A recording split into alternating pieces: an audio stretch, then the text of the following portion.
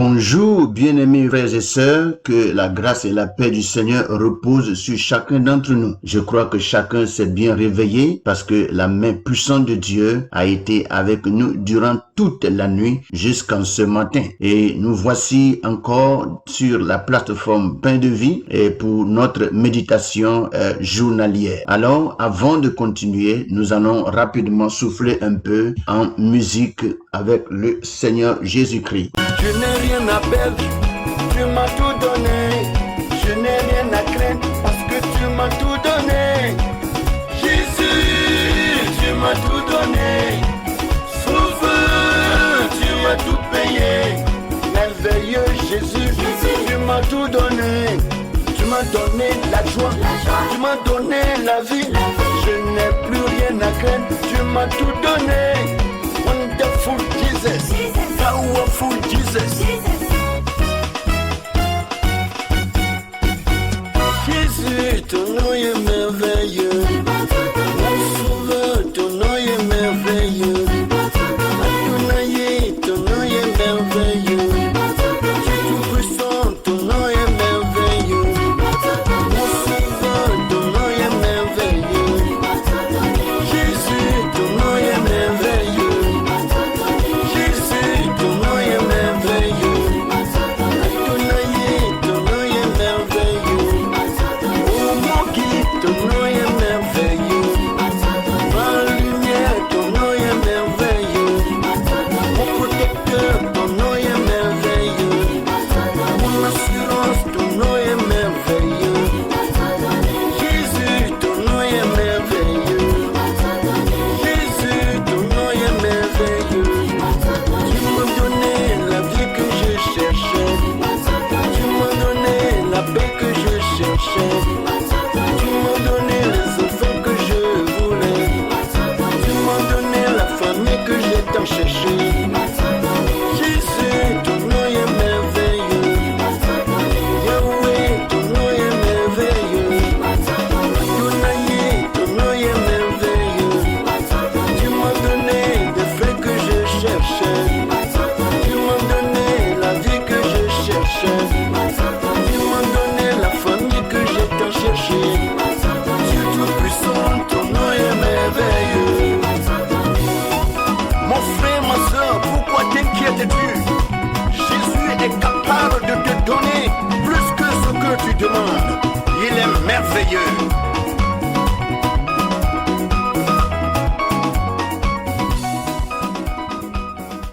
Voilà, effectivement, Jésus nous a tout donné car il est écrit dans le livre de Jean chapitre 19, le verset 30. Il dit, tout est accompli. Et baissant la tête, il rendit l'esprit. Vous voyez, dans le passage, il est dit, quand Jésus eut pris le vinaigre, il dit, tout est accompli. Et baissant la tête, il rendit l'esprit. Jésus a déclaré cette parole sur la croix en disant que tout est accompli. Si tout est accompli, c'est que il a tout préparé pour nous, il nous a tout donné et c'est pour cela vraiment il nous faut rester attachés à sa parole, demeurer dans sa parole, c'est ça qui est nécessaire. Il faut que nous y demeurons pour que dans cette parole nous puissions trouver toutes les bénédictions nécessaires pour la vie de notre âme. Que le Seigneur nous bénisse. Sans trop tarder, nous allons passer à notre méditation du jour et nous allons partir rapidement dans le livre de Proverbes chapitre 19. Aujourd'hui, nous partons dans un nouveau chapitre de Proverbes chapitre 19 à partir du verset 1 au verset 3. Je lis, mieux vaut le pauvre qui marche dans son intégrité que l'homme qui a des lèvres perverses et qui est un insensé. Le manque de science n'est bon pour personne. Et celui qui précipite ses pas tombe dans le péché. La folie de l'homme pervertit sa voix et c'est contre l'Éternel que son cœur s'irrite. Je lis rapidement le même passage dans le français courant. Et dans le français courant, il est écrit « Mieux vaut être pauvre et vivre dans l'intégrité qu'être sot et parler pour tromper. Sans expérience, l'enthousiasme n'est pas bon. À trop se hâter, on commet des erreurs. Tel l'homme se met bêtement dans une mauvaise situation et tourne sa colère contre le Seigneur. » Voici les paroles que le Seigneur nous donne ce matin et sur lesquelles nous allons tous nous pencher, réfléchir, analyser et tirer des leçons nécessaires pour notre vie. La vie, c'est-à-dire la marche avec le Seigneur. Que Dieu nous bénisse dans cette méditation. Il est dit, mieux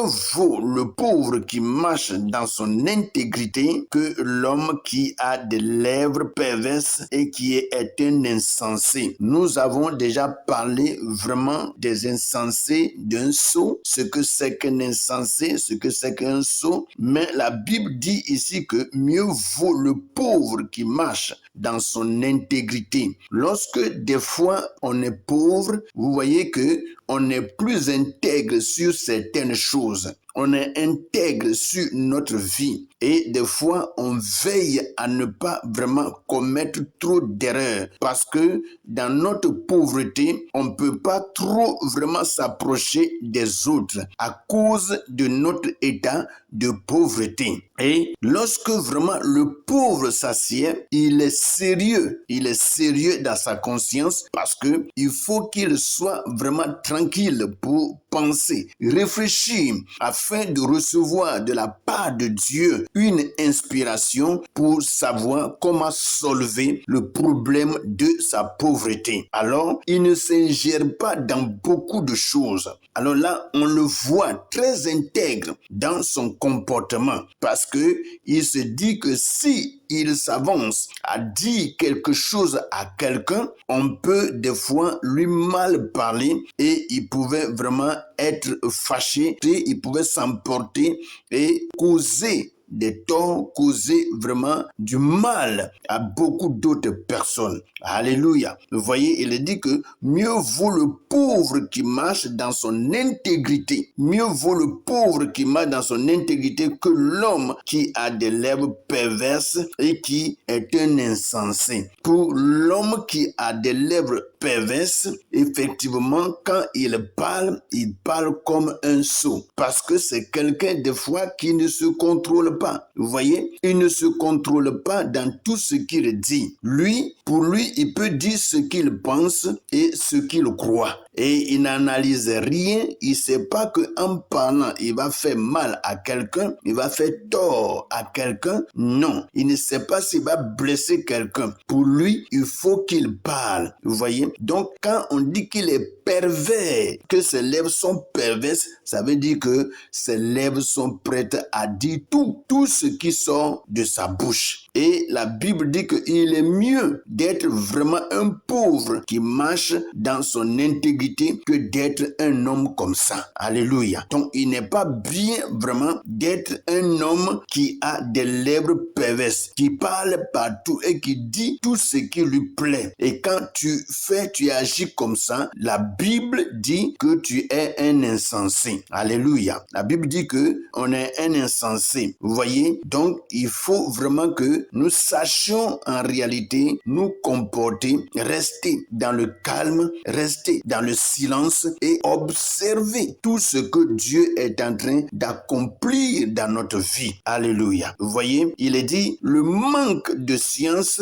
n'est bon pour personne. Le manque de science n'est bon pour personne. Et celui qui précipite ses pas tombe dans le péché. Et quand on parle ici de manque de science, on parle de manque de sagesse et de manque d'intelligence. On parle de manque de sagesse et de manque d'intelligence. Lorsque vraiment on manque de sagesse, on manque d'intelligence, nous manquons la science. On manque la connaissance. Vous voyez? Et lorsque vraiment vraiment on manque la connaissance, mes frères et sœurs, cela n'est pas bon pour qui que ce soit. Ce n'est pas du tout bien pour qui que ce soit. Et c'est pour cela, l'homme que nous sommes vraiment sortis de Dieu. Dieu est la sagesse. Dieu est l'intelligence. Et il faut que nous aussi, nous puissions aussi acquérir la sagesse, acquérir l'intelligence, acquérir la connaissance qui vient de la part de Dieu. Le manque de science n'est bon pour personne. Nous devons le savoir. Et c'est pour cela, l'homme ne peut pas rester sans chercher l'intelligence, sans chercher la sagesse. Lorsque nous cherchons la sagesse et que nous l'avons, beaucoup de choses s'accomplissent dans notre vie. Beaucoup de choses se passent. Des portes s'ouvrent et la grandeur de Dieu se manifeste pleinement en nous. Alléluia. On dit, celui qui précipite ses pas tombe dans le péché. Il y a certaines choses que nous faisons. Et lorsque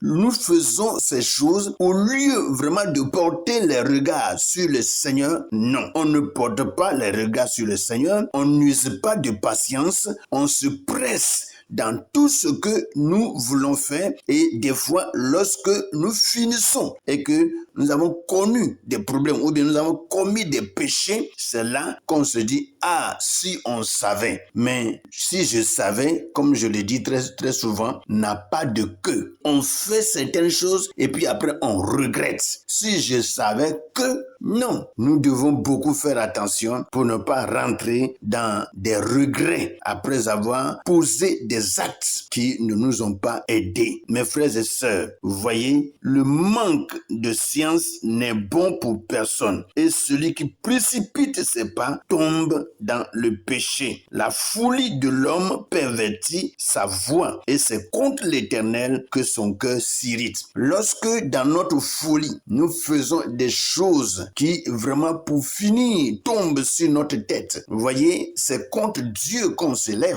C'est contre Dieu. On dit, mais c'est Dieu qui a permis ceci, c'est Dieu qui a fait ceci. Mais est-ce que c'est Dieu qui a pris tes pieds ou bien tes mains pour aller commettre ce que tu as fait? Non, c'est pas Dieu, c'est toi-même.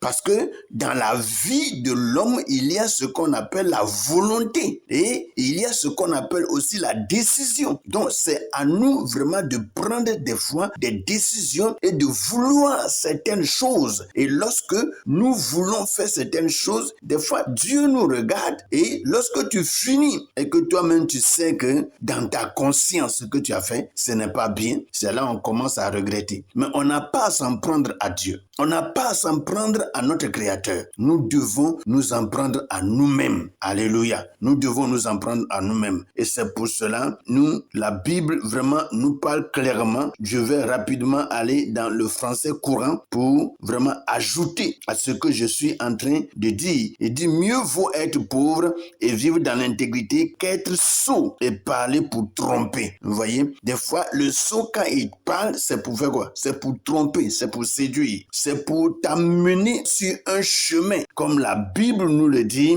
mieux vaut être pauvre et vivre dans son intégrité qu'être sot et parler pour tromper. Sans expérience, l'enthousiasme n'est pas bon. À trop se hâter, on commet des erreurs. Sans expérience, l'enthousiasme n'est pas bon. Il y a des gens vraiment qui n'ont vraiment pas d'expérience. Or, l'expérience rend sage. L'expérience rend intelligent. Vous voyez, dans la vie, il faut expérimenter beaucoup de choses. Et très souvent, ce que nous expérimentons dans notre vie nous donne des leçons, nous donne des instructions et nous montre de bons chemins à suivre au lieu d'aller nous perdre quelque part. Mes frères et sœurs, suivons vraiment les conseils du Seigneur et que Dieu, dans sa grâce, puisse nous élever au temps opportun. On dit, tel homme se met bêtement dans une mauvaise situation et tourne sa colère contre le Seigneur. Après que nous finissons de nous mettre dans une mauvaise situation, on commence vraiment à tourner contre Dieu et on se fâche contre le Seigneur. Te fâcher contre le Seigneur, c'est se fâcher contre ta propre vie. Parce que c'est Dieu qui te soutient. C'est Dieu qui te donne toutes choses. Et on ne peut vraiment pas se fâcher contre le Seigneur. Je vous en supplie. Que Dieu puisse vraiment nous aider et nous éclairer. Et lorsque vraiment nous commettons des bêtises, nous commettons des choses qui sont mauvaises devant le Seigneur, évitons de mettre Dieu dedans. Évitons de nous fâcher contre le Seigneur. Que Dieu nous bénisse, que sa grâce, sa paix repose sur notre vie et que ses bontés nous soient multipliées au nom de Jésus. Amen.